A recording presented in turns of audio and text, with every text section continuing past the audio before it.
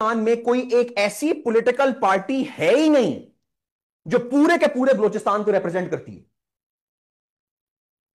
या कोई ऐसी पॉलिटिकल पार्टी नहीं है जो कहती हो कि मैं 20 की 20 सीटें आपको निकाल कर दिखाऊंगा।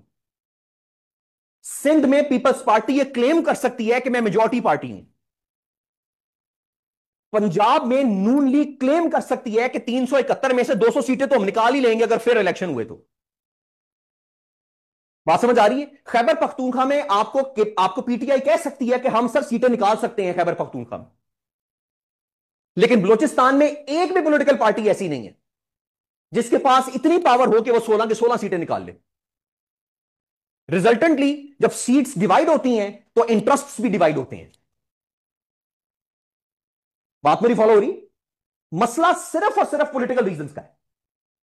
बाकी सारे के सारे मसले जो आपके जहन में आ रहे हैं, education, law and order, health, वो सिर्फ इसलिए हैं क्योंकि यहां पर पॉलिटिकल पार्टीज को बेनिफिट ही कोई नहीं है। क्योंकि पूरे बलूचिस्तान की सिर्फ 20 सीट्स हैं, 16 सीटें इलेक्शन की और 4 खवातीन की, टोटल 20 सीटें हैं। मेरी बात समझ आ रही?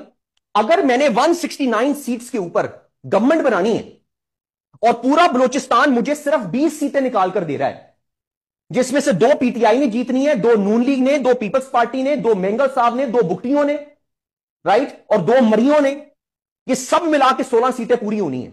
यानी कोई एक पॉलिटिकल पार्टी भी 20 की 20 सीटें नहीं जीत रही।